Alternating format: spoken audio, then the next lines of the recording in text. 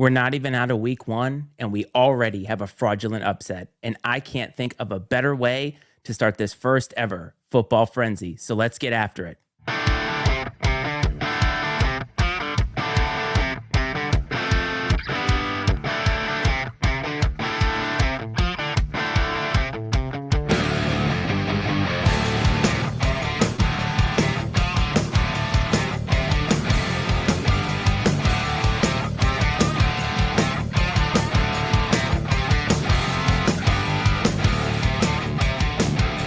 Welcome to the masses. It is the first football frenzy of the season. We have upsets. It is going to be a fantastic football season, and the Iceman and the Coach are here with you every step of the way. What's up, everybody? Welcome to Football Frenzy. I am the Iceman, Matt Freites, and that, of course, virtually is the Coach, Brad Powell. Coach, welcome to the frenzy. Iceman. Woo. I'm so freaking jacked right now. That's that scene in you ever seen The Big Short? You know I haven't. The Big Short. So this is going to be a really terrible segment. No, okay, well, for any of you, it's a great movie. It's worth your time.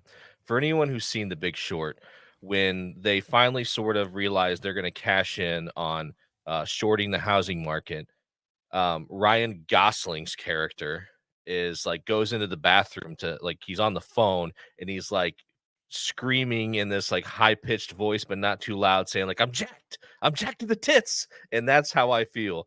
I'll have to send you, I'm sure there's a clip of it on YouTube. That is how I feel going into week one of college football season. I think we are on the precipice of the most exciting college football season in history, and that's not even hyperbole. With the 12-team playoff on the horizon, it's incredibly exciting, and I apologize if I come across as like a giddy little kid. Isn't that what you're supposed to, though? It's football season, damn it. So awesome. Awesome. I think there are some people who maybe would take umbrage to you saying that, but I felt a lot better when Pat McAfee himself on game day said almost those exact words. And I think I texted you immediately. I was like, Pat just said, this is the most exciting college football season ever. He's been watching, obviously. And that's exactly what I thought. Obviously, he's been watching. Why wouldn't he watch? One of four people watching right now. I would assume that he watches this to prep for every single Saturday. I mean, that would make a lot of sense. But I think you're right, though. And while I think this past week didn't necessarily translate to what we're talking about, and that's why maybe it seems hyperbolic when we say this is the most exciting college football season that I think we can remember even entering, I think that over the course of the season, it's going to rear its head in that fashion, because I just believe that there's just so much to look forward to with expanded playoff and these new conferences, all of these new matchups that we're going to see that are now things that we're going to see regularly. And maybe this year it will be the best because it is fresh, but it doesn't matter because we can't worry about 10 years from now. We can only worry about now. And this is exciting. It is. And I heard someone else mention this today, and I'm like, you know what? I didn't even think about that. And that is the fact that we are in for maybe the perfect storm to have that historical season, because there is not a single elite team that just sticks above the rest going into this season. Now, there's a few that people think very highly of: Georgia, Ohio State, Oregon. You can name a few, but I don't think anyone thinks that those teams are 2019 LSU or some of the other historically great teams that we've seen that just seem like the odds-on favorite wire to wire. And so I think that sets up beautifully for the 12-team playoff, because if we did have someone that was like head and shoulders the favorite above everyone else, it would sort of negate the fun of the 12-team playoff. But we could certainly end up in a situation where at the end of November, we have 15 to 20 teams that believe that they have a realistic chance to compete for a national championship.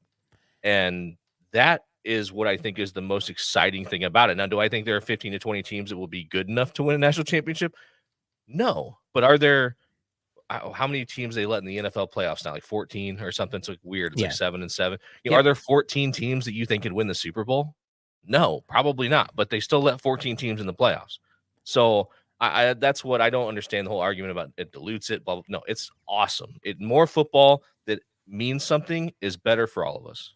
I totally agree with you. And before we get into the meat of what we're going to talk about, just want to remind everybody that we are live. It is Wednesday night. If you are watching in the United States, we're going to be replaying this on Saturday morning at 10 a.m. I know some of you will be watching College Game Day, But if you weren't able to catch it, that is the time. It's also going to be in audio as well. I just want to remind everybody at the top that you're going to have another opportunity to watch this if it was so good, or if you just missed it, I guess. But let's talk about the playoff for a second, because this is kind of a good segue into, I think, what was the most talked about result of this past weekend. And the 12-team playoff, you're 100% right. It does open the door for a lot more teams. And I think you and I, in the past, when this was first kind of talked about, probably even at the end of last year, talked about the fact that people are going to say the 13th team, the 14th team, they're all going to complain. And they did get into this on game day. And I could think of no better person to hypocritically do this than Nick Saban, who really didn't have to worry about being the 13th or 14th team. But he did say that you're going to hear those arguments still. But I think the part of it that is baked in that isn't going to be talked about is I don't think that nationally speaking, many people are going to feel that the 13th team left out is going to be considered a real contender. Because even though, to your point, there is not some juggernaut that we're waiting for the national championship coronation with, I think that we both know that, generally speaking, only 8 teams realistically have a shot at a national championship. Yeah, I mean, typically speaking, what you're trying to say, I think, is that the 12-team playoff, for the most part, at least as it's currently structured, it takes away the argument of 12-0 UCF, right? Yes. Because under these circumstances, that team will get their chance. And that's all I think anybody wants, is for those teams that maybe, these FCS teams, and UCF's not, they're in a power conference now, but these FCS teams, not group of 5 teams that sit on the periphery sometimes when they have these great seasons, we're just asking for them to have a seat at the table. Yes. And now they have that, right? They have that chance. I would agree that in most cases, that team that sort of rises unexpectedly doesn't have what it takes to win a national championship. But and I'm not big in like participation trophies, or they deserve it, but I'm going to say it. They at least deserve a crack at it, and they're going to get it Yeah. now. Yeah. The chance is what we've all been sort of talking about. And I think we understand that UCF probably wouldn't have won the national championship, but never getting a chance when you're undefeated. There's been other teams too, Coastal Carolina. We even talked about James Madison last year. So it's just a matter of, as you said, getting a seat at the table. And they're going to get that opportunity this year. And we're going to get the opportunity to see just how all of this plays out. Because last week you talked about we've never seen a team have to do this in a playoff atmosphere. And they're going to have to do it this time. But there's a long season to get to until we even come close to talking about that. However, let's get to what I want to talk about. Now, if you paid any attention, this is called something like Fraud State Seminoles or something like that. Because, and I just want to be clear, I'm not necessarily a Florida State hater, but just like you feel, we spent the last 8 months hearing from their fan base in various places about how they got left out of the playoff. And then during College Game Day, hearing them boo every time Kirk Herbstreit said anything. And to have all of that, to feel like you got robbed of something, and then also to come out and get blown out by Georgia, understanding that a lot of players opted out of the game, and then to lay this egg in the first game of the season, I'm with you that if you're going to complain this much, you should look a little bit better in week 1. And I also realize that the 2 teams are remotely not even close. Oh, Yeah. and Thank you. 1. I love it, man. I agree. It was sort of and I get it. That last team compared to this year's team of Florida State, it's a completely different iteration. But you know who are the same? What is the same? And that's the absurd fan base and these Yes. crazy morons that have spent months and months complaining, booing Kirk Herbstreit all morning on College Game Day every time he spoke, because the man just simply spoke the truth last year that Which the we did too. majority of the country agreed with. And I perfect karma, the way that it worked out. And I think we're going to get into it here. Is this more of an indictment on Florida State, or is Georgia Tech better than people giving them credit for, so on and so forth? But first and foremost, this could not have happened to a better group of people than the Florida State faithful. Yes. Just So serious. I have a question. Are we going to get canceled because you just did the tomahawk chop on this? I mean, I feel like that's borderline these days. I don't know. I mean, what thousands, tens of thousands of people do it every Saturday. I'm sure. in But we're Tallahassee, Florida. isolated So now. We can't be a part of this large group that gets to do it in mass. But the thing about it is, as a fan, right? You and I are both fans, and we talk about how this show is sports 101, and we talk about the every fan and kind of having that perspective. And being a fan is about being a fanatic in a lot of ways, is that you have some undescribable or indescribable love for this team, whether they hurt you or whether they make you happy in winning, right? And so I'm okay with there being anger. I'm okay with there being some semblance of bitterness because your team didn't make the playoff. And from all accounts, they had a great season last year. They just got very unlucky that their star quarterback went down when he went down. And yes, they won games at the end of the season, but the committee's job was to find the four best teams. And the way that they were constructed at that time was not so. And it's okay to be bitter in that moment, but to carry it all the way until this season, when this team, to be fair to this Florida State team, was never going to live up to those expectations because it's a different team. You lost a lot of firepower, and they don't speak for the fans, but the fans do speak for them. And so, because the fans were so obnoxious during game day, you and I were rooting for them to lose, and they did. And it stinks for the team. But to your point earlier about the playoff, they're still technically in it. And so, that's also a good byproduct of this new system is if you lose early, you still have a shot. yeah, and being in one of the power conferences, all you have to do is navigate your way to a conference championship, and you'll be in. And I think that they're still well within reach of that for sure. We're that's just week 0, right? It's not even week 1, it's week 0. And they didn't look great. There's no denying that. And you know, I don't think that they are as bad as maybe is being made out to be. I think that there were a lot of people that thought very highly of Georgia Tech coming into the season and into that game. Budge, one Uh, of them. yeah, I don't think there were a lot of people that were incredibly surprised by the outcome. Maybe them winning outright, but I think a lot of people thought it was going to be competitive, and it was obviously. And we'll find out, right? And is it an indictment on the ACC as a whole? Is the ACC a little watered down? I don't think so. I think just Georgia Tech's, Florida State's not what they were last year. Georgia Tech has elevated themselves, and there's a few other teams that are going to have something to say about it before it's all said and done. I think this is a great example of how the transfer portal and the way all this works isn't an instant panacea for your football team because their quarterback, Florida State, I'm talking about, is DJ Uiagalelei. Said that right, and he has been in college for what seems like forever. This is his third school now, and you just can't plug a guy in and expect there to be magic. I mean, sometimes it happens, but I don't know if DJ is the guy to be able to do that. A lot of things worked well at Oregon State. It's a completely different coaching staff. Or actually, wait a minute. Did Oregon State's coach go to, or where did he go? Do you remember? He went to Michigan State. Michigan State. Okay, never mind. But either way, right? You can't just plug and play and have it all of a sudden work. Watching the game, Florida State looked, for lack of a better term, constipated. Like they didn't know what they wanted to do.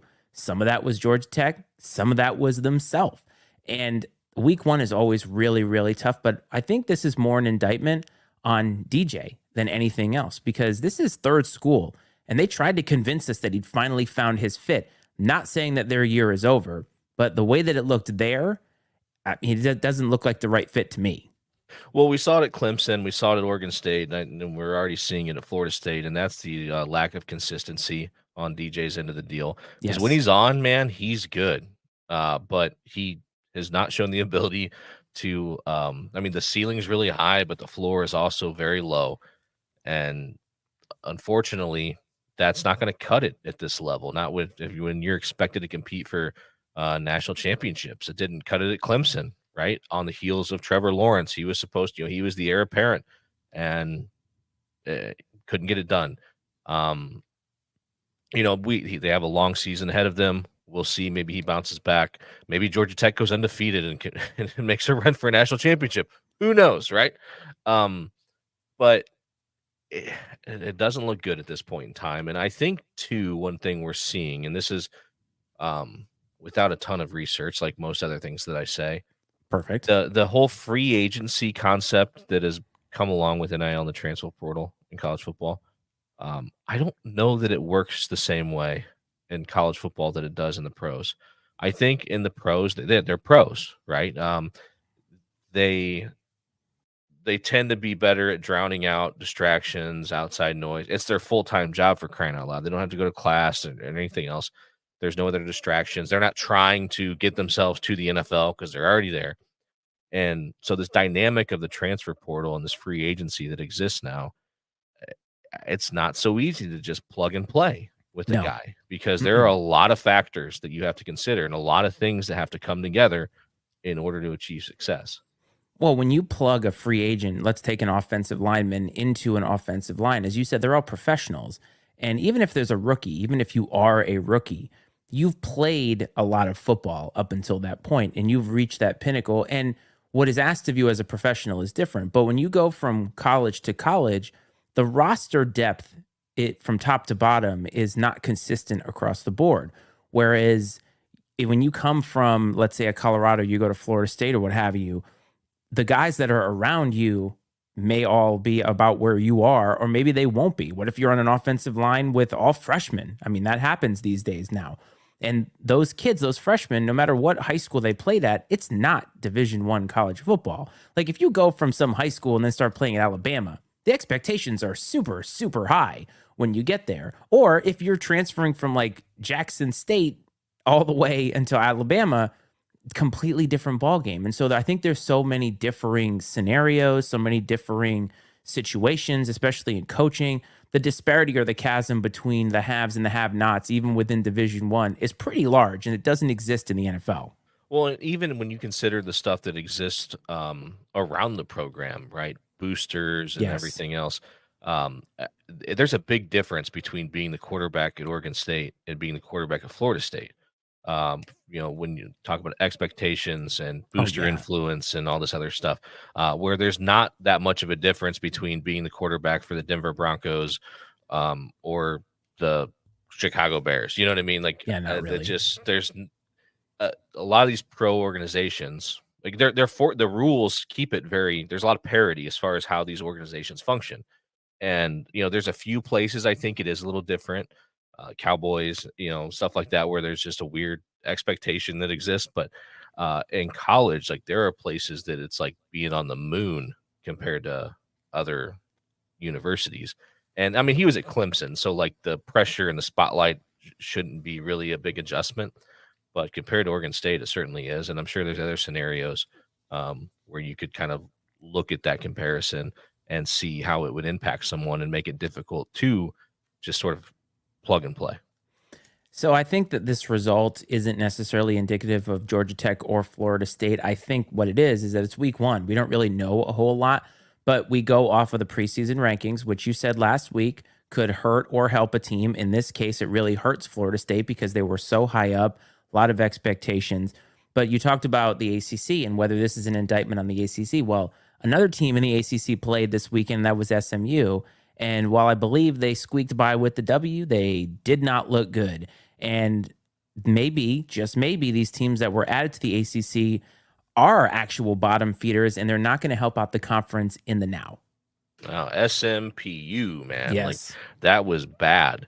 I watched the game, and I like during college football season, especially $5 on the game here, $5 on the game there, just for fun. Here it comes And out now. I thought that SMU was going to go out there and at least offensively be able to assert themselves.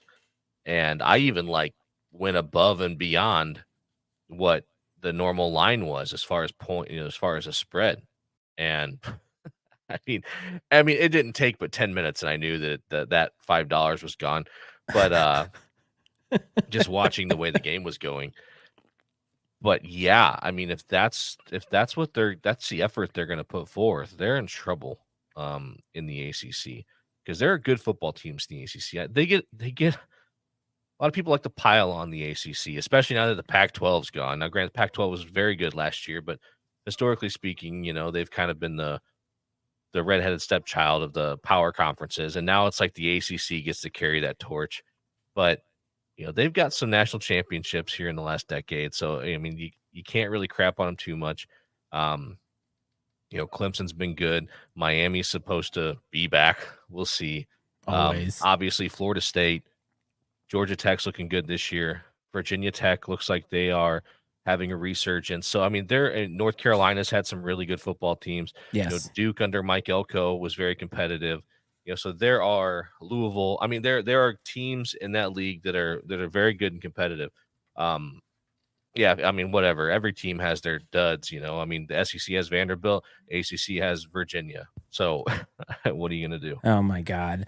I think the ACC, though, to what you talked about with the Big 12, is a lot of B tier teams where there is a lot of solid teams, or are a lot of solid teams, but not many teams that can consistently make you feel that they belong at the top.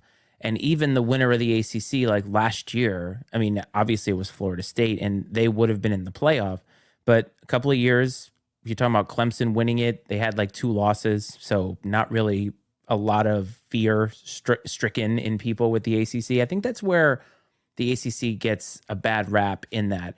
I hope that that will change as this landscape changes a little bit. And I hope that maybe they're able to get out there on the recruiting trail. And I think what would help is the resurgence of some of these programs like a Miami, like a Virginia Tech, to stay consistently good. I mean, I don't know if people remember this, but Virginia Tech and Miami were battling it out in the early 2000s when they were both in the Big East. It was who's going to win, Miami, Virginia Tech. And that 2001 Miami team, I say this all the time, best football team I ever saw play live. It was still the best game I've ever been to, even though we lost. I mean, those were great times, right? When those programs were at the top. Even when we moved in, we won, I think, like 3 ACC championships before Frank Beamer started falling off a little bit. And that's when the landscape started changing. And so you kind of hope that this conference can get a little bit of momentum. They certainly have it in basketball. Can they get it in football? But so if you think about it, right, this is the SMU's debut in the ACC, DJ Uyunglele's debut at Florida State, and the coach with one of the greatest names in all of college football, Bronco Mendenhall, had his coaching debut at, I believe it was New Mexico. And they had a 31-14 lead in the fourth quarter and lost to Montana State, I believe at home to Montana State. Quote me, I can't remember if that's correct, but I think they were at home. Let me tell you something. That is not a good way to start your coaching tenure, no matter where it is that you're coaching. Yeah, not good. Now, in their defense, Montana State's a very strong FCS football program. They are. So it wasn't like they lost to the Sisters of the Poor by any means. No. But, you are big time Division I school. You are a Division I coach that's got a lot of experience, and that's not a game that you want to start your tenure off with, losing to an FCS school, no matter how good they are. And it was, I want to say that Montana State they scored 28 unanswered or something to finish the game. It was whatever. something like that. Yeah, it was unforgivable. It was just like, good. Did you just quit? That's what it felt like. And it was so weird. I mean, it's college football. It's what makes it great. But the amount of, I guess, upsets that occurred, or near upsets, in week 0 was somewhat surprising to me, because not a lot of those matchups were supposed to be overly competitive by any means.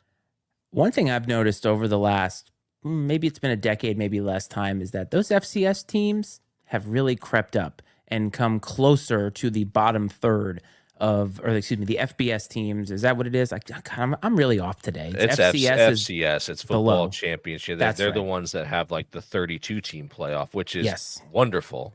I'm really off tonight with this. Anyway, the FCS teams are getting up to the FBS teams, and you're seeing a lot more competitiveness with these games. Whereas in 2007, when App State beat Michigan at the Big House, that was a big deal, because that never happened. And then JMU beats Virginia Tech at Lane Stadium, and you start seeing more and more of these schools, and even some of them now jumping up from FCS to FBS. And so I certainly was not taking anything away from Montana State. And hell, how about the rare loss that is a win? Your Hornets, Delaware State, flying all the way over to Hawaii to actually cover the spread, and very easily, by the way.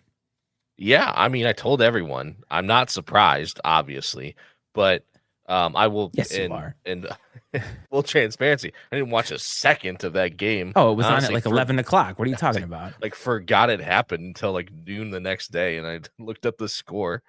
Um, yeah, I mean, we talked about it last week when I made the pick. Hawaii, beautiful place, but that's about the nicest thing I could say about them. And Delaware State, again, FCS traveling back in time uh, to take on Hawaii. Obviously had the missed flight situation. I knew that wouldn't be a factor. I know the Delaware State Hornets, my Delaware State Hornets, would overcome adversity. Those men are cut out for this sort of thing, and I'm very proud of the boys. They went out there, fought hard, covered the spread, maintained the record at 3-0, and I don't know what else could even be said about it. That is a valiant effort, though. I mean, after everything that they went through, missing flights, having to still take that flight all the way over there to show out in that way to where you don't get blown out. Because the spread actually started creeping up and up as the days started getting closer to the game. And it's like, wow, maybe they really are going to get blown out. To me, that's a perfect example of that's an indictment on Hawaii. No doubt. Yeah. Oh, yes. Like totally. And Absolutely, by it the is. way, this game is not on our list, but Hawaii now gets to host UCLA this week, so it ain't gonna Bounce get back any game. easier. Bounce Oh, back game. yeah, yeah, right, a bounce back game. And this is not a team that's gonna have to travel for 10 hours. They're gonna take a 4 hour flight. This is very easy. A lot of people do it, and UCLA is probably gonna have a field day with the Bows. Yeah, they're in trouble, that's for sure. But if there was a place that I think I've never been to Hawaii, but by all accounts, it's a beautiful place, right? It If is there's a place that I think I could cope with losing, I think it would be on the in beaches Hawaii. of Oahu. I think I'd be just fine. I think you would. So let's start moving to this coming week because there really wasn't a lot this weekend to chew the fat on. But let's talk about College Game Day for a second because last week you did not know or realize that Nick Saban was going to be a permanent fixture on College Game Day. And so while College Game Day was in Dublin and it was a nice backdrop, you and I both agreed that it didn't feel like College Game Day, didn't feel the Oh, same because College Game Days to me, for the most part, should be on a campus or they should be adjacent to a campus, depending on where this campus is, of course. And so it didn't feel right to me. And I believe Lee Corso was not in Dublin. I mean, obviously he's very old at this point, so traveling out there. So you kind of got to see, in my opinion, what the future could look like for College Game Day. And I wanted to ask you how you felt Nick Saban fit in. I I thought he fit in just fine. I think that he's a perfect um contrast to Pat McAfee. I mean, and the two of them seem to like have oddly good chemistry for They being do. as opposite as they are. And then, so you have those two guys. And then, of course, Kirk Herbstreit is just a mainstay, and you got Desmond. And those guys are staples. But the fact that you have two personalities that couldn't be further apart on the spectrum, sitting right next to each other, playing off of each other, coexisting. I mean, just it was solid gold, in my opinion. And to talk about the feel of it and the crowd, which was not what we're used to seeing at a typical college game day, it just goes to show that football, specifically college football, is a uniquely American thing that, um, and it just, I think, goes to really show the passion that we as Americans have for college football and the pageantry and traditions that surround it. Of course, there were some folks that came out, and I'm certain that a good portion of that crowd were probably American fans that traveled, but I don't Yes. doubt that there were locals that were participating. But for the most part, man, like I'm sure they were just like passerbys, oh, this is cool. Hey, let's holler here for a minute and go have a pint. And I did think it was great though during the broadcast that they were like bringing Guinnesses to like the broadcast crew, the cameramen. Like I was like, this is wonderful. I mean, if there's one thing that Game Day does well, it's impeccably produced. It is one of the best sports shows on television. Probably is one of the best. But the thing about Pat McAfee, I don't think he gets enough credit for how seriously he does take his job in college football. And watching him talk with Nick Saban, even though on a personality scale they are very different, I think they vibed off of each other because I think that Nick Saban knows there is a respect that comes from Pat McAfee, not just of Nick Saban, but of the job that he's doing of college football. I mean, Pat McAfee played college football. And I think that Nick Saban, now that he no longer has the shackles of having to be a head coach, say the right things, representing a university, he can kind of say what's on his mind, and we can get the real Nick Saban. And let's face it, Nick Saban has a lot of insight that he can provide. And I think that over the course of the season, he's only going to get better.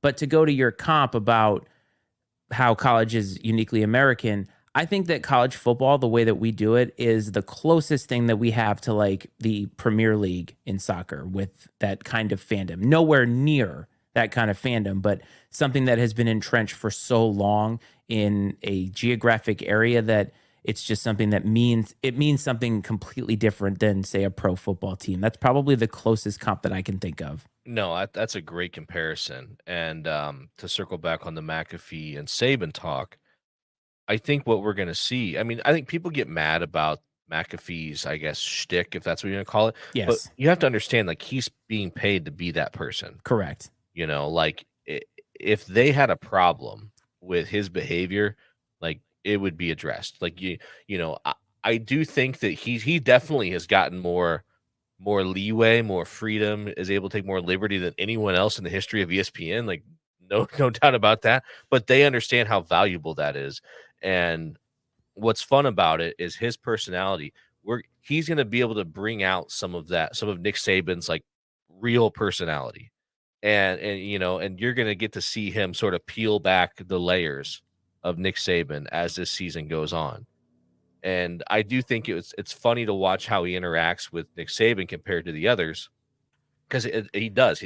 There's a certain bit of there's just an added like respect in his approach to addressing Nick Saban about things, even with he does still put his own Pat McAfee twist on it, but like it's different than if he's talking to Kirk Herbstreit or one of the others. You know what I mean? And it's just, you can tell that respect exists. But I do think we're going to see, like I said, we're going to get the curtain pulled back on Nick Saban a little bit as the season goes on, and I'm super pumped about that. It's going to be fun to see. I am too. Like, I just feel like I'm going to learn something from him, and that every so often we're going to get a little nugget that maybe we didn't know.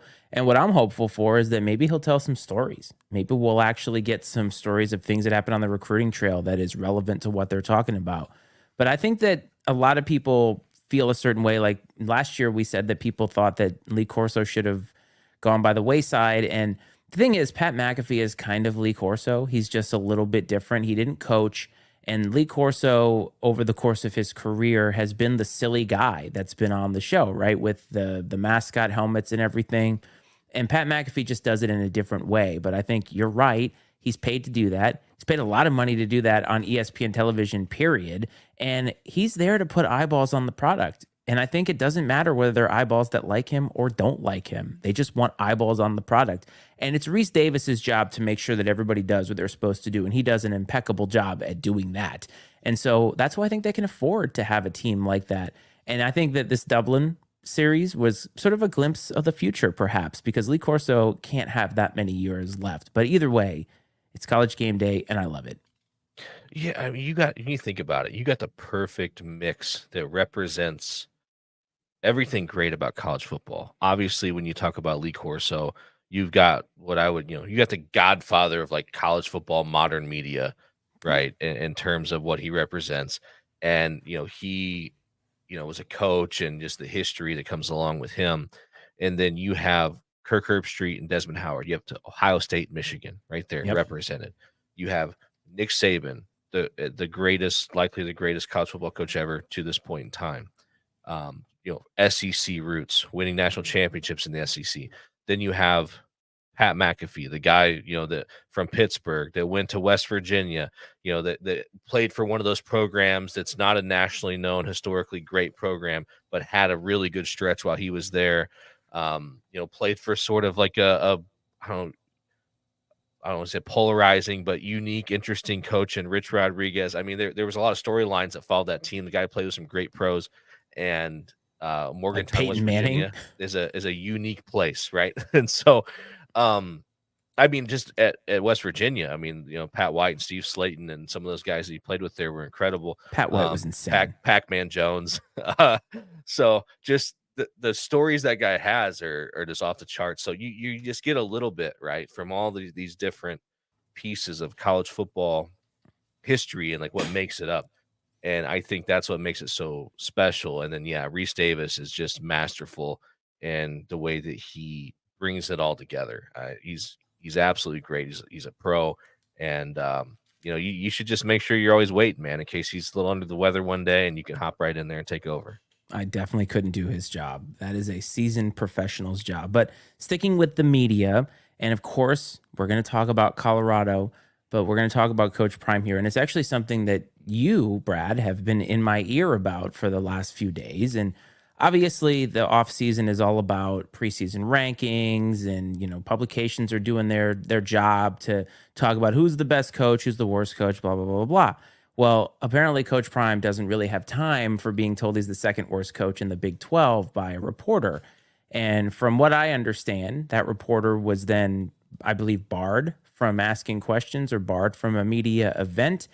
I don't know a lot of the details around it other than what we've been told. But what I can tell you is that if the facts of this are exactly as we're being presented, that he saw this ranking, didn't like it, and asked this person not to come by, to me, that is weak, but I feel like there probably is a little bit more, but I know that you are in agreement. There may be more, but we have been, staunch Coach Prime supporters here. Mhm. And I'll be honest, this one, I'm not on his side. I think this is soft. You cannot be you cannot put yourself out there the way he has, the way his program has, and be out there pounding your chest and have all this swag and then balk at the first sign of someone pushing back in some way. And it's not like they're even pushing back. This isn't even a personal attack. They're not attacking like your behavior or your appearance or the way you carry yourself. They're just simply addressing what they perceive their evaluation of your coaching ability, which when you accept those types of jobs, you are you put yourself out there to be judged and criticized for how you perform. And frankly, he hasn't performed very well in that department. And so I think it's really weak and it's really soft the way he handled it and reacted. You can't be loud and then get mad when the noise comes back at you. Well, especially when this is, again, as you said, this is a ranking of his coaching. We're talking about him as a coach. Now, all the other stuff, the hype, getting people to buy season tickets, getting people to buy merch, all that stuff, I mean, he does a very good job at getting that kind of stuff to happen. There is a hype that existed around Colorado football that hadn't existed there in what, 30 years, something like that. But when you're a coach, even if you don't like the paradigm or maybe you don't like the reporter or whatever, I mean, there is sort of a standard operating procedure that comes along with all this. And just because he said you're the second worst, if you don't believe it, then you know it, you don't believe it. You just say, look, I'm going to prove you wrong this year. But barring people from a press conference, to me, it gives off the image that maybe they're a little bit nervous, that maybe he's feeling a little bit of the pressure because they've been talking a little bit more. And now we know that Shadur Sanders has an NIL deal with Nike. And I sent that to you and said, they better win. And all of this is fine as long as they win. And again, we're still staunch Coach Prime supporters. I think that college football is better off if he does well, but he's got to do it. He's got to deliver. Yeah, I'm all about, if you want to try to go about things in a different way than anyone ever has, like I'm here for it, man. Like I'm not going to say like, no, you need to fit in this certain mold. We said that last year. I'm all about trying to shake things up a little bit and show it can be done a different way. But you got to win. The results have to be there. Now, I will say this about the Shadur NIL deal with Nike, and we'll see how it plays out ultimately. But like, even if they don't win because of the personality and everything that surrounds this program, I don't know that you're going to lose eyeballs. Now you might, but at what point do you think? At what point, if the winning doesn't come, at what point do all the antics and things start to wear people out, where they stop watching, the media stops talking about them, they become more of a punchline instead of a headline? When what's the breaking point for that to happen? I'm not sure what that is. I'm curious of your opinion, but I think in the meantime, the attention is still, the eyes are still on the Colorado program. So I don't think it's a bad investment by Nike No, no, by no. I any don't think it means, is but either. it But may not work out as well as they hope. I don't think it is either. And he should get his money. But in the sort of advertisement for this, it's a picture of him showing off his watch, which is something that we talked about last week, that they were doing that stuff and losing and saying, you know what time it is. And that's why I'm like, they better win because that's what you need. I mean, for Nike, it's a fine investment. For Shadur, I'm very happy for him. Obviously, it's good for Colorado in general. I mean, Deion Sanders is already a Nike athlete or was a Nike athlete, so there is a natural progression that goes along there. However, I just feel like you're right. The antics need to match the field, the play on the field need to match the antics. And I'm just getting a little bit more and more nervous that we're not going to see that happen because I think that Colorado this year is going to need to really take a step up in how they approach this from a professional standpoint. Last year, all the eyeballs, all the people going to their games, all the swag, totally good. But when they got punched in the mouth the last part of the season, this is the year they got to put the work in. And I know that they're working hard. We both know they're working hard. But I feel like they've got to almost approach it as if it's professional. And when they start racking up wins, then the swag can kind of come out as long as they're still doing that. These are the things that just make me a little nervous. You've got Deion Sanders getting mad that some reporter said that he's not a great coach, and you got all these NIL deals, and we're still seeing the swag and the flash. Haven't played a game yet, and they've got a tough game this weekend, a really tough game this weekend against what is a notable giant killer. Yeah, no, they absolutely do. And but at the same time, I think it's exactly where Dion and the boys want to be, where people are doubting them. And I can only imagine what sort of chip they have on their shoulder with people doubting them against an FCS opponent, of all things. Let alone TCU last year, who was coming off an appearance in the national championship. This is quite the contrast to that. And but you're not, like we talked about last week. You're not sneaking up on anyone anymore. Everybody knows what to expect. Everyone knows Shador is the real deal. Everyone knows that Travis Hunter may be the best all-around athlete in college football. But you need more than that. And have they done enough to put players around those guys to consistently play at a high level? Have they done enough to keep Shador off his back? I mean, the guy didn't even unknowingly, he didn't realize he was an astronomy major at Colorado. The guy spent so much time staring at the stars. I mean, he's going to have a minor in astronomy just from playing on Saturdays. And so have they shored up the offensive line so he can exhibit and utilize his talents to help the team and not be running for his life? And then obviously defensively, they had a lot of things they need to improve on, and we'll see if they've done that. What do you make of North Dakota State only being 10-point underdogs against Colorado? That's fair. I think it's fair. I mean, North Dakota State's very sound. They're very, very fundamentally sound. The moment's not going to be too big for them. I don't think, they play games like this every year. A lot of these FCS schools do. These guys have played at the highest level of their division. They've won FCS national championships. And so going to Boulder to play Coach Prime and the boys isn't something they're going to balk at by any means. And I think it's a fair spread. I really do. And, I'm sure that Colorado, Coach Prime and company aren't in love with the spread, but I think it's perfectly fair considering the way that Colorado's season ended and the history that's there with North Dakota State. Colorado has to come out and really put it to them early, establish themselves. If we're talking late in the second quarter and it's like 17-7 North Dakota State, gonna hear some chirping. And not from us, but like this is the kind of game that makes me so nervous. But we're gonna get plenty of Colorado. Just a lot of things to talk about with them because they're constantly bringing us content, constantly in the news. And this is the first time that we have been anti what Coach Prime has done. But I think overall, he's done a good job of bringing the hype there, bringing the eyeballs, and hopefully the wins can come. So the Big Ten obviously added some teams, as we talked about last week. I think it's an 18-team conference now, and one of the things they've done is they've ditched divisions, and other conferences have done this as well. I believe the ACC has moved to this model, and the Big Ten announced all their tiebreakers and stuff. Some people feel like the divisions meant something and that they should keep them. I personally believe that it should just be the top two teams in a conference playing for the conference championship. But I wanted to hear your thoughts on that because I think this is going to be something we're going to see a lot more of.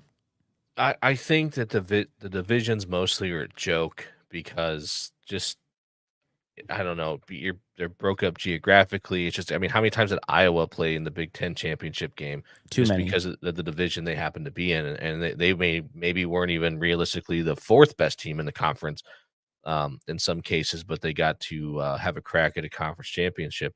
Now they didn't never pulled it off to the point where they were able to play spoiler, but I do wonder um, if the 12-team playoff maybe led to people being more willing to do this because I think maybe you wanted to like at least give the hope to people like, hey, if we get to the conference championship and win it, like how are they, if like LSU, it was like because when LSU played Alabama a couple years ago or whatever, and it's like, hey, if LSU wins the SEC, like how do you not put them in the Yeah, because we were talking college about them football as a playoff, three-loss like, team. Yeah. I mean, it's like, well, how do you not do it?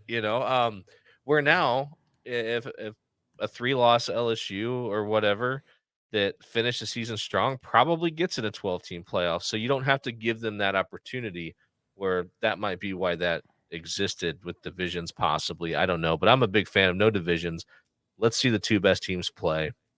But also, I think the 12-team playoff does sort of outside of the bye. Obviously, you get the bye, which is very helpful, especially if you're playing in a conference championship game. But it's not as valuable to win the conference necessarily as it once was, maybe. Well, because you have to Um, play an extra game. yeah, that too, right? I mean, it's like I'd almost prefer. I think if you were a top team in the league, if you're Georgia, and you're playing an SEC schedule all year, and you're like, man, I gotta go play Alabama again or Again, whoever, yes. like, and then maybe play them again in a couple weeks. um, no, I would think that I'd want to forgo that if I could and not bother. But we'll kind of see. I think this is all still evolving, so we'll see where it goes. But for now, I'm happy that they've gotten rid of the divisions and are just going to take the top two teams. In college basketball, I used to be anti conference tournaments, but now at least I see some semblance of value of allowing teams to pad their resume a little bit or get a really big win on their resume. But even in the NCAA tournament, I told you that I feel like a lot of times it's, well, if they win two games in this tournament, they're in. And it's like, well, what happened to the rest of their schedule? Whereas in football, the results are so finite because the game is so difficult. So there's less games. And I feel like, as you say, if Georgia goes through the SEC and beats all the cream of the crop, why should they have to do it again outside of money? It seems kind of silly to me, especially now with a 12-team playoff where, okay, we know, hey, Georgia wins the SEC, so they get a bye. And the rest of the teams that are going to be in the SEC, I mean, shit, we could have how many teams from the SEC actually make the playoff because I feel like 4 or 5 are in the top 12 by the time we get to the end of it. Maybe if anything, whoever wins the regular season, okay, that's an auto bid to the playoff, and then you play the number 2 and number 3 in the conference play in the what was the conference championship game, and now you can call it the conference playoff play-in game or whatever, but a chance to like do enough to enhance your resume to get into the playoff. And in the SEC, I don't think it matters as much, but in the ACC, it would. Sure. If you were guaranteed, if you were the number 3 team in the ACC and you were guaranteed a berth if you win that game over the number 2 team, like that's more intriguing than watching, um, you know, 12-0 Clemson and 12-0 Miami or whatever, may work out because they're both probably going to get in anyways. And Yeah. so let's see a game that actually has a little, something riding on it. Yeah, there could be some tweaks. By the way, today I had this realization. It's not going to happen, but I was like, well, what is the ceiling for Virginia Tech this year? Well, maybe what if they win 10 games? And then I realized, my God, if they win 10 games, they might be on the periphery of the playoff, which is kind of insane. It's not outside. I mean, there's people who think that they're legit contenders in the ACC to win it. Sure, but I'm just saying like this new playoff system, it it dawned on me today that well, if they win 10 games, they might actually make the playoff, which is just nuts because I haven't associated them with the playoff ever because they've never even come close to sniffing the playoff because of how hard it was and difficult it was. But now that it's larger, it's like, wow, maybe I actually have something to look forward to if Brent Pry can get things on the roll. We'll Dude, see. it's so just imagine this, okay? It's December 20 whatever, and um I don't know. Let's say Oregon is coming to Blacksburg to play in the first round of the college football playoff. That'd be amazing. How freaking incredible would that be? Or insert whoever, Texas. I mean, you name it. I mean, depending on what kind of season they have, it's within the realm of possibility. That's one thing that does stink. I think if you get a bye, you miss out on like getting to host a home playoff game. I will tell you something But right now. This will go up on TikTok, but if Blacksburg, Virginia ever hosts a playoff game, it will be one of the greatest atmospheres in college football history because if there's ever a town that would be ready for that moment, it is Lane Stadium in Blacksburg, Virginia. It would be incredible. I was watching videos earlier, some games I've been to, some games I haven't been to, and it's like I'm ready. I'm ready for that town to explode again because we're talking about it in a group chat and it's like, man, we're lucky we were there when we were there. 2001, 2006, they were always in the top 15, always in the top 10. I remember Miami coming to town 3 times while I was there, always ranked in the top 10. Just powder keg games, national spotlight, game day outside. I miss that. I miss that for that town. And you said, what if Georgia Tech goes undefeated? Well, if that's the case, I will be there on October 26th for when undefeated Georgia Tech comes to Lane Stadium. And my goodness, that could be epic because James will be with me. yes, dude, that would be. I hope that Virginia Tech gets that opportunity, man. Like to play a game of that magnitude. And I think they're going to get a couple shots at it this year. They I might. think, which is wonderful. They're on the upswing. Let's put it that way. But we got to Yeah, get you to a game in Blacksburg, and I have to go to a would game love where to. you are right now, sitting in front of touchdown Jesus over there. So let's get to week one. Okay, there's a lot of matchups happening. 2027. Finally, yes, in earnest, week one is here. So I think the one that everybody's going to be talking about, Clemson and Georgia. Now Georgia is a 13.5 point favorite. I think that makes a lot of sense. This is kind of an early litmus test for Dabo's Tigers because they're going to be playing the cream of the crop. Now, maybe this is a litmus test for Georgia, but I told you I think that Kirby's going to have the boys ready to go, chip on his shoulder. This is a national spotlight game. I think it's more important for Clemson to look good than it is for Georgia to look good. But what do you think? Well, we've heard all this pissing and moaning from the Florida State fan base, right, for the last however many months. You know who's just been quiet this whole Georgia. time that also got snubbed? Go Dogs. Georgia. And I if I'm Clemson, like I do not want to play this game. I would not like if like last year you could be like I could play anyone in the country week 1. Like I would rather go play at anywhere else in the country week 1 than to have to play Georgia after what happened at the end of last season. Um I I mean this know. is just not this is not the type of game that I want to be in if I'm Clemson. Now, I tell you what though, if Clemson comes out and like their game, I might change my opinion on Clemson a little bit. Yeah, exactly. This is that kind of game where I do think we're going to find out what Dabo's made of here because and you and I both agree that he's not in the hot seat, but I think the seat's getting warmer Yes. and they need to perform in games like this. And we're going to find out because Georgia, they recruit always, and Dabo only recruits one way. And we're going to find out. Now, this is the SEC, this is the ACC. And if the ACC wants to feel like they're part of the big boy table, they're going to have to perform in this game, even if they lose. If they lose on a last second field goal, fine, right? They took it to Georgia, but I'm with you. Georgia is going to be ready for this game because they haven't said a word. And I believe that they were more entitled to bitch and moan Yeah. for 8 months, Yes. personally. I agree. And this is the deal though too with Dabo. If you're not gonna play the portal game, you got to develop players. And you don't have. I mean, Cade Klubnik may turn out to be a very good player for you, but he's not Trevor Lawrence. He's not Deshaun Watson. Obviously, DJ has. I think he's sort of let you off the hook because he's proven that that's maybe more of a DJ problem than a Dabo problem when he was at Clemson. So, can you show that your program that can develop a quarterback? That's not necessarily a pro talent, a generational talent. And I think that this is your chance. Cade, you chose Cade. He's your boy. This is the guy you're going to ride or die with. Yep. And where is he? He had a lot of room to grow after last season. And so, is he ready for the big time or not? And we will we will certainly find out Oh, this weird. weekend. We are definitely going to find out, and he might be the newest astronomy major if he's not careful out there. Yes. But two other programs in college towns that I think are very unique, obviously Penn State and Happy Valley, and of course you talked about Morgantown of West Virginia. Now Penn State is going to be taking James Franklin, always has a stout defense, always has a stout team.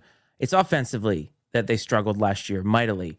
West Virginia kind of surprised some people. And if there is a town that's going to be ready to have a Big Ten school come their way, it's Morgantown. They got those couches ready to roll. Yeah, there's gonna be couches stacked up, ready to be set ablaze in the streets of Morgantown on Saturday night. No doubt about that. I think that I love it. Credit to both these teams for scheduling this game. These are the type of non-conference games that I want to see being scheduled. Going into a tough environment, West Virginia hasn't been maybe like where they were in the McAfee days, like we talked about earlier. But I do think that they are maybe on the upswing a little bit, and Morgantown is is a tough place to play, especially when they got 100%. it, especially when they got it going a little bit.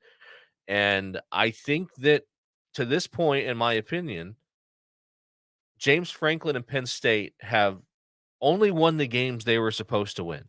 Mm-hmm. Like they have yet to really. He it does not have a signature win, in my opinion.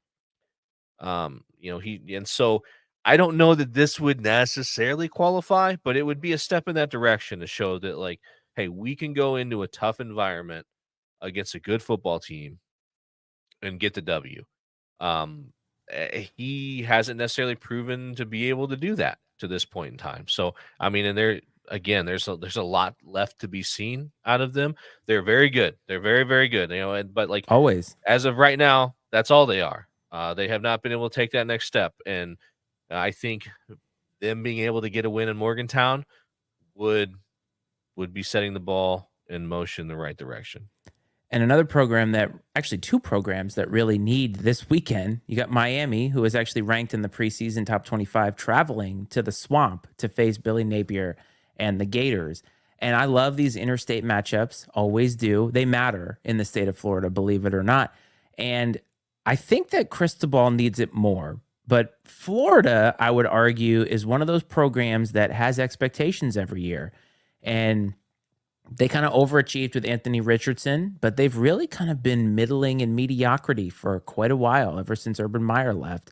And this is not going to be easy for Miami. If Cristobal and the boys are going to set the right tone for this season, they're going to have to do it in a super hostile environment against a fan base that is very similar to Blacksburg, and that they're just hoping and praying for a nationally relevant program.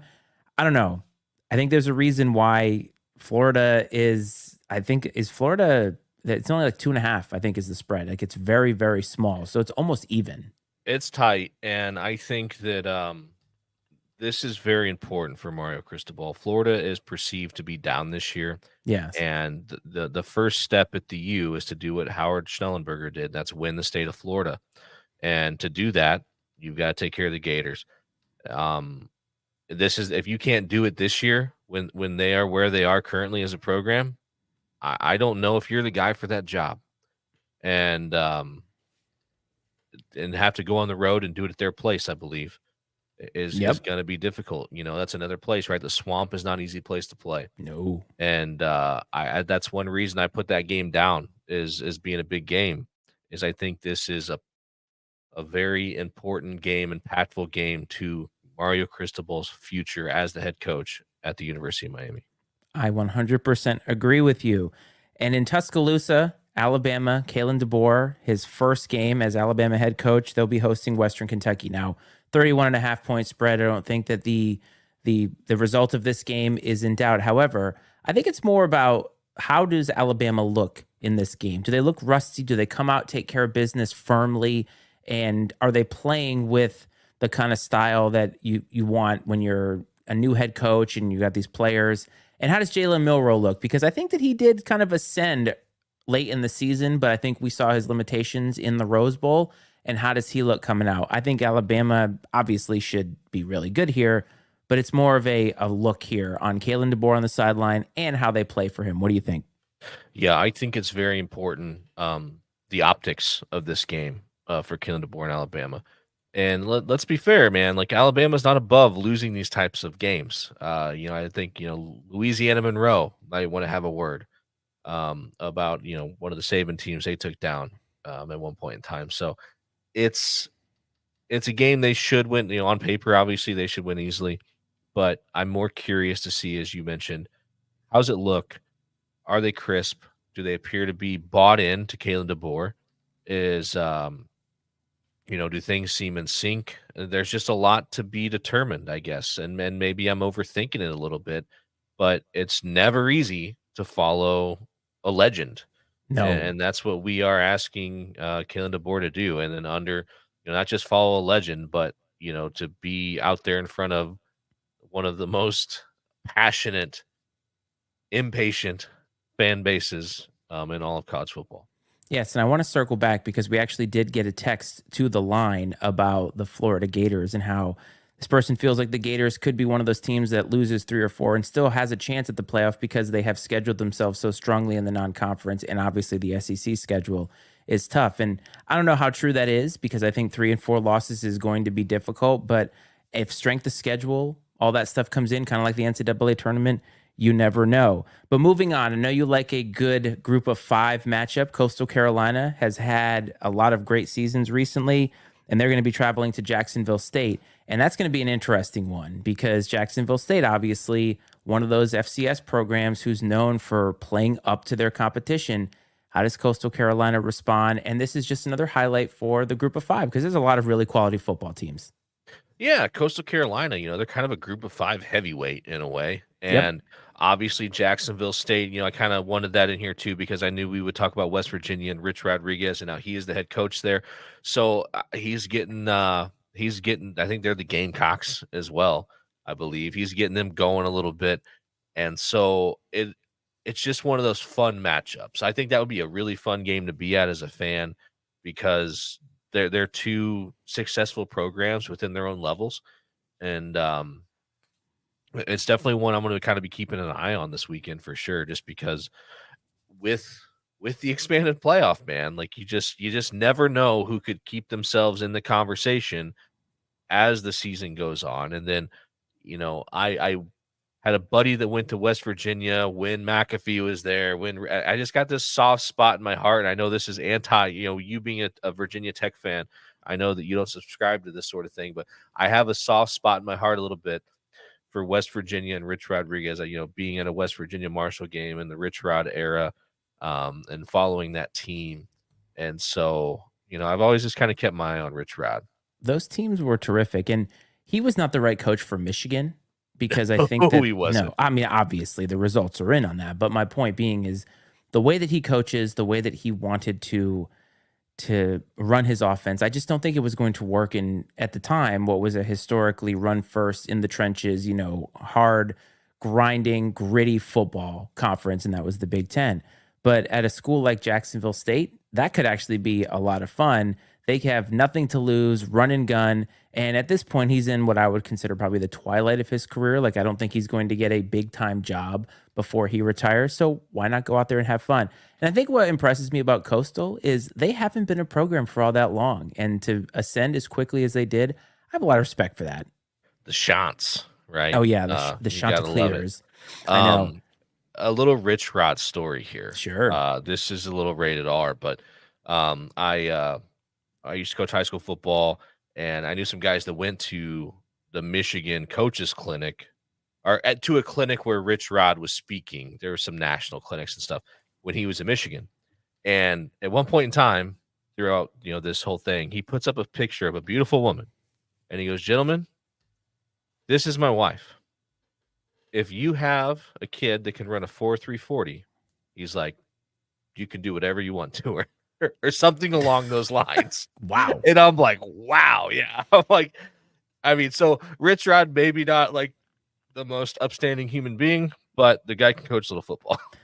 No doubt about that. So we're now getting into some of these games here. Again, Michigan, 21 and a half point favorites hosting Fresno State.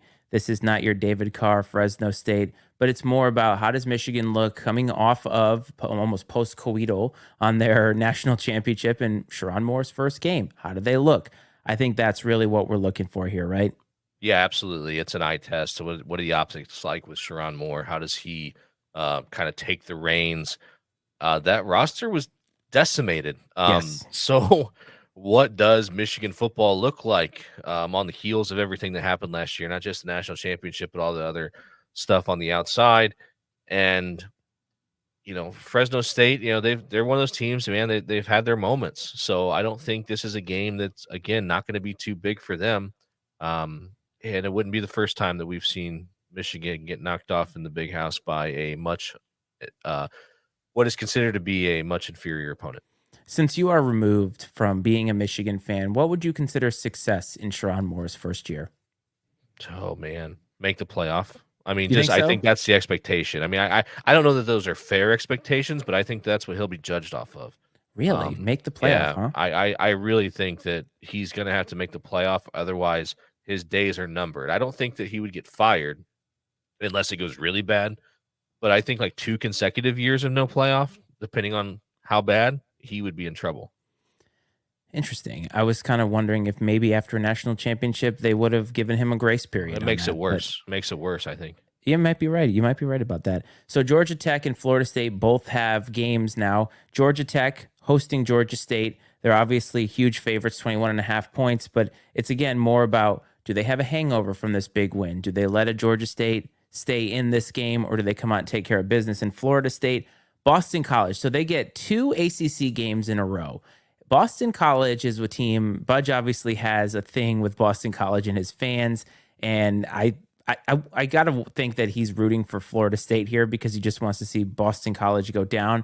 But this is not going to be an easy game for the Noles because Boston College, I would have to think, is smelling blood in the water, and they cannot afford to start 0-2. So if he's not only 0-2 in the national spotlight, but 0-2 in the conference, this is a tough little sled here for Florida State. They got to come out and win this game. This is almost must win. It is must win. I think that if they lose this game, they are. I mean, again, they still have that like get out of jail free card of like find a way to win the conference.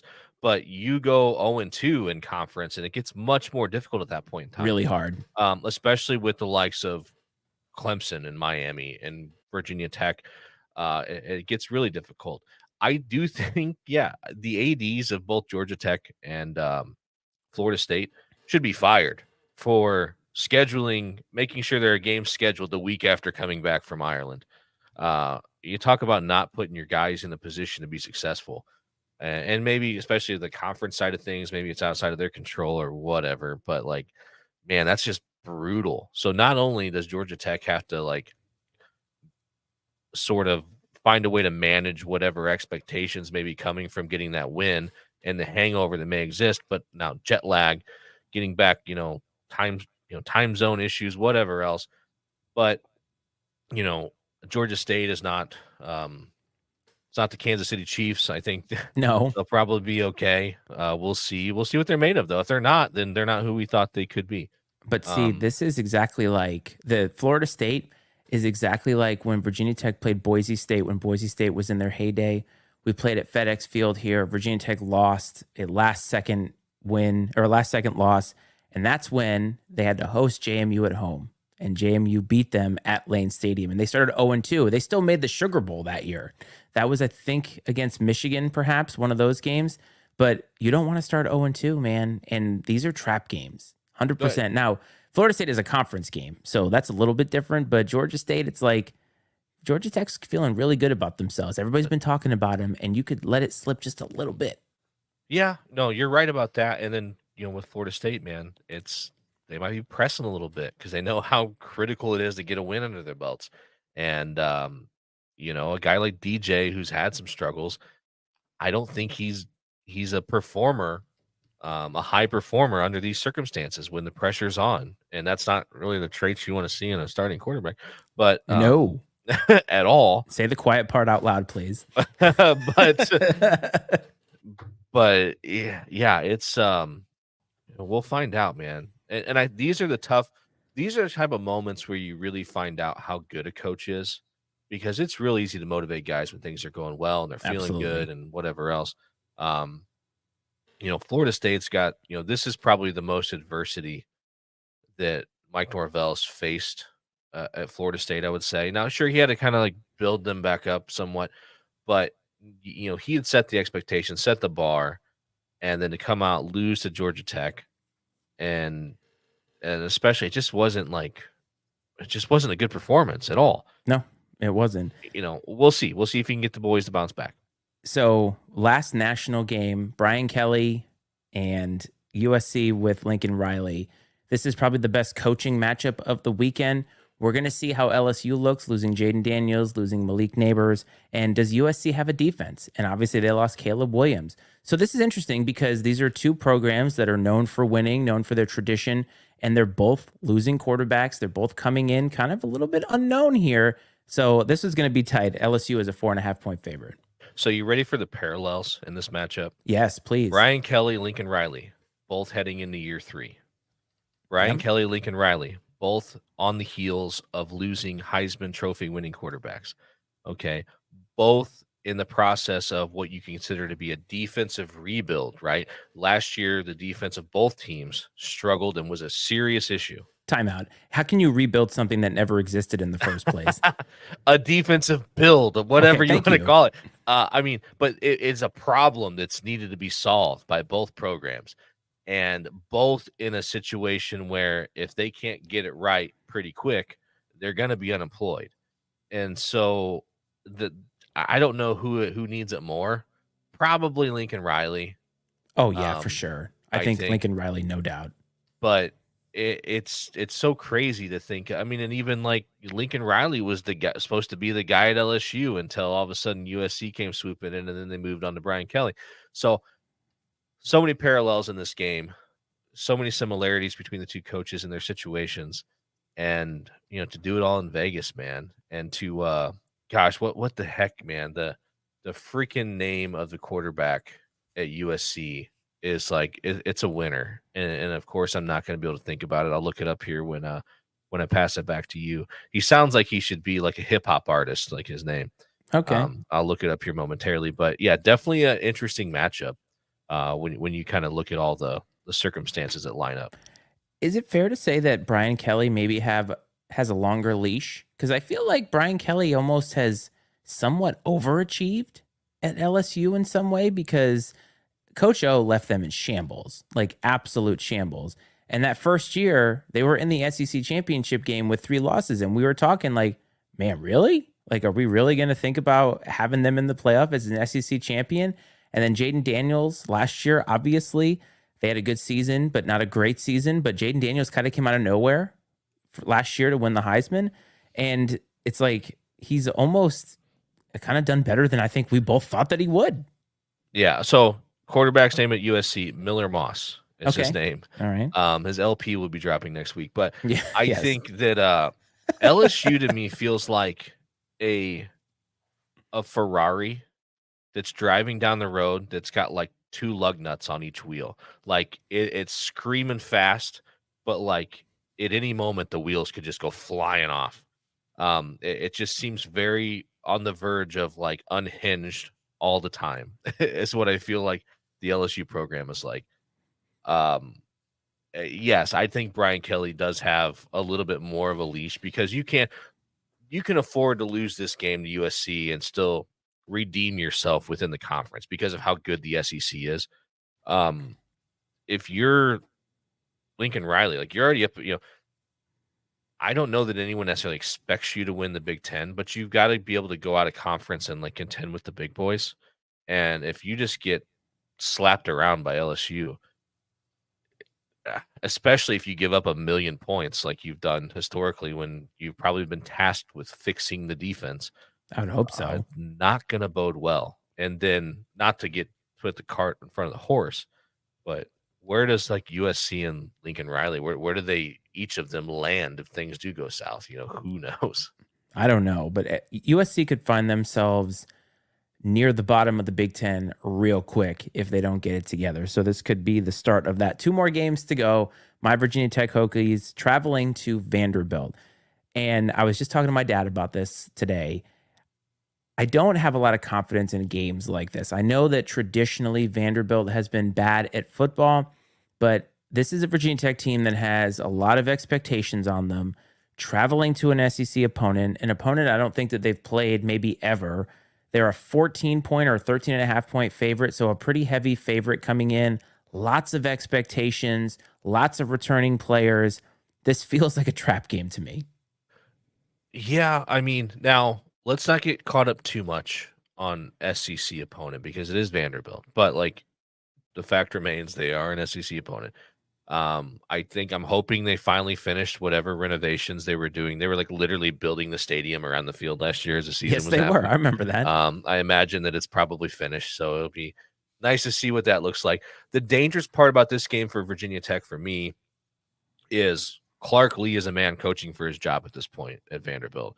And so I think you'll get a pass. I mean, Clark Lee, at Vanderbilt, you can get a pass if you're not beating Alabama and Georgia and LSU, whatever. But like, I think you're probably expected to compete out of conference. And if you get railroaded by Virginia Tech, although a surging Virginia Tech, in my opinion, um, that's probably not a vote in your favor. So, very curious to see how that transpires. But on the other side of things, what's yet to be seen, is this going to be the coronation, right, of Brent Pry? Is he going to be the heir to the Frank Beamer throne? And we'll find out. And I think that he could be.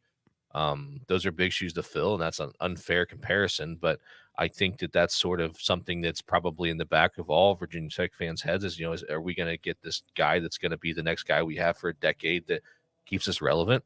And which is not very common these days with the kind of money that gets thrown around at these coaches.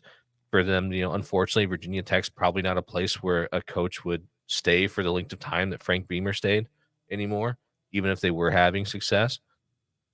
So this is another optics test too, I think, similar to Michigan, Alabama. Like, 100% what does Virginia Tech look like? Do they look like a contender? And they're going to have to go on the road to do it too, which is unique. I just hope they cover. And the last game, which is the most important to you, Notre Dame traveling to Kyle Field, the 12th man. I know we've said a couple of places on here are tough places to play. This might be the toughest place to play in terms of crowd size, in terms of enthusiasm.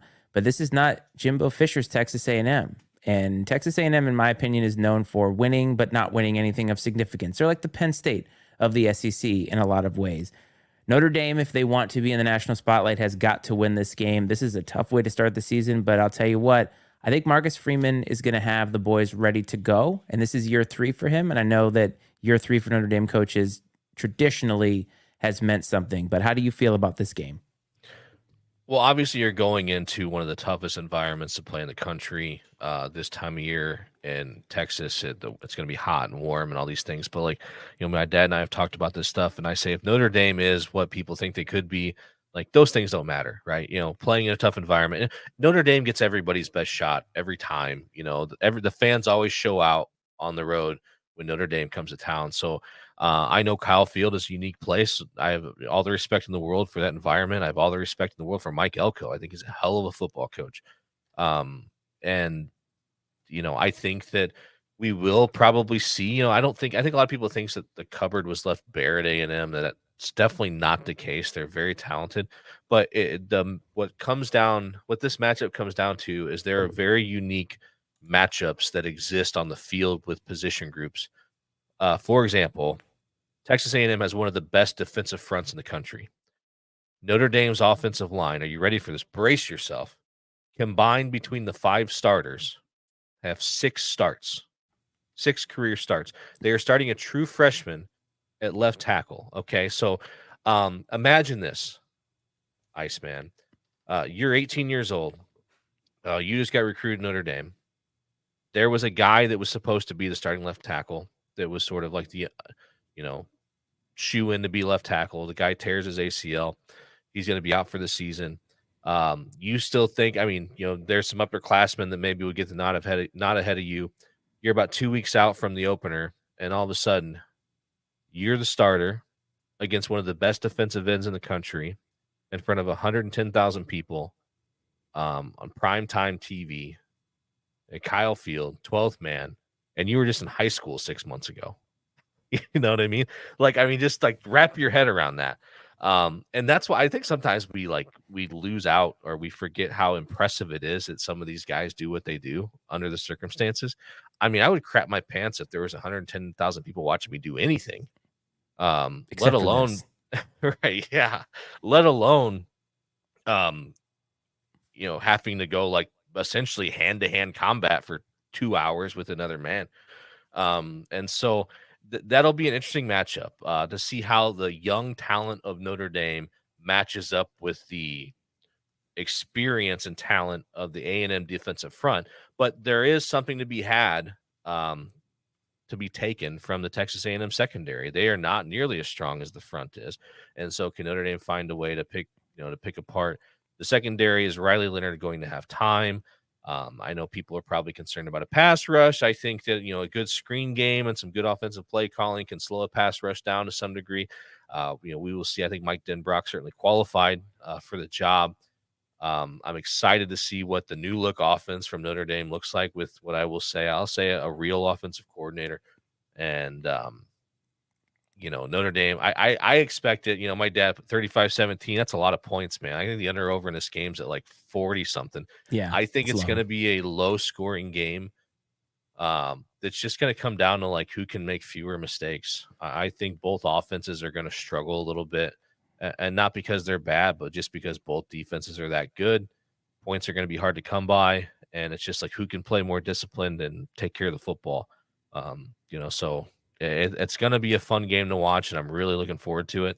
And I do think it's going to be a win that would kind of like vault either of these teams to a really successful season.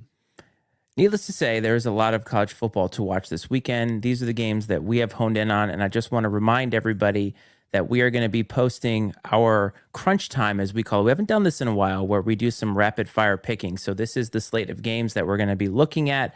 And in the future, we will try to put these out every single week. And you can let us know who you want to, or who you think is going to win in these games. All right, man.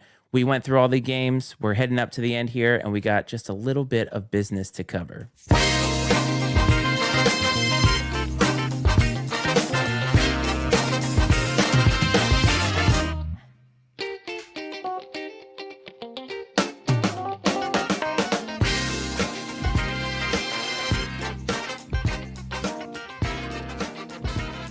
As always, Iceman's stat of the week. I'm a statistician. I like to give out stats. Coach, are you ready? Yes. Okay. So we have talked about Florida State. We have talked about Deion Sanders. The most career interceptions in Florida State history. Number 1, Terrell Buckley with 21. Number 5, Monk Bonasorte with 15. Deion Sanders with 14. Do you know who he is tied with at 14? For interceptions at Florida State? Correct. No. Lee Corso. Wow. Isn't that great? Holy crap. Yes. Hopefully I have not been had by the internet there, but it was from awesome. It was from College Game Day, and Lee Corso did that 1953 to 1956. That's crazy. He must have intercepted every pass, because that's Basically. probably all they did. They threw 15 times in a game. That's it.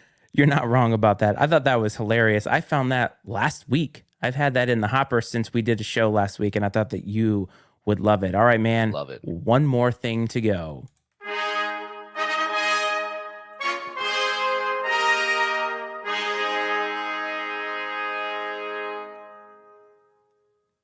All right, sir. Coach's pick of the week. You are 3-0, as we discussed earlier, as Delaware State covered against Hawaii this week. I think this is the first time you've ever been 3-0. However, the streak can roll on here. So please, with all of these games that we have, bless us with another picketh of the week.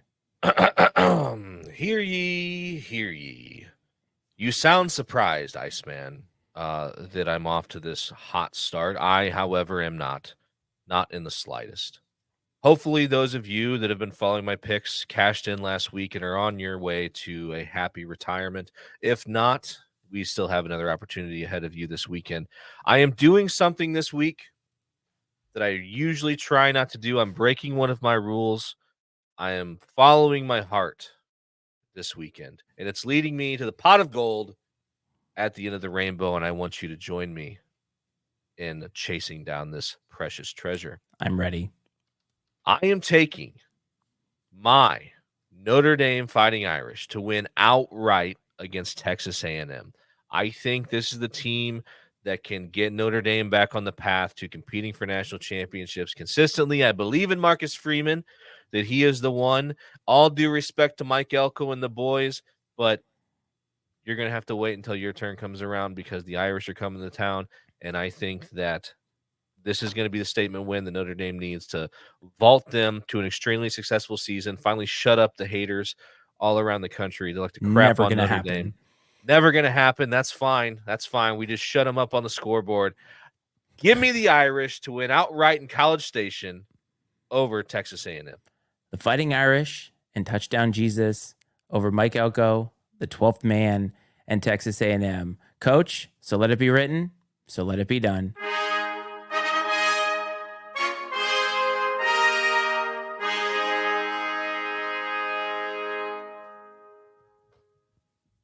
All right, sir. We have reached the end of this football frenzy. And while I had a few slip ups in the stat department, you had a slip up in the stat department, it was pretty much par for the course here at Sports 101. That's right, man. This is what we do. This is how we do it. If you don't like it, you can move on and watch another mediocre podcast. Plenty of them to go around. Plenty of them to go around. No, we have a good time here, man. This is a lot of fun. And I'm so pumped for this weekend. I cannot. Me too. I cannot overstate it. Just tomorrow night we get Colorado, North Dakota State, which is just like must-watch TV in my opinion. There's a few games Friday, none of them are like great, but there's still meaningful college football on. And then Saturday, man, like we've just got a full slate of great matchups, and I just inject it into my veins. Here for it, can't wait. Me too. Before we get out of here in this episode, Coach, if you'll allow me a minute to give a special message to the audience. So this week, tomorrow, as a matter of fact, is the 3rd anniversary of my mother's passing. And I just want to say before we get out of this episode, while this is a fun time of year, we had a ton of fun in this episode. I just want to remind everybody, when you have that chance to hug a loved one, call, text, whatever it is, take that moment, because as we get older and older, that time gets more and more fleeting. Coach, this was a great episode. I had such a good time. This set the tone for the rest of the year, and we're going to have a ton of fun with Football Frenzy. So if you're new to this game, you can follow us on social media. You can find us wherever you find your podcast, specifically if you are listening, Apple, Spotify, give us a few stars there. Maybe give us a review. It'll make us feel good. And other than that, we will see you next week. Coach, this is Football Frenzy.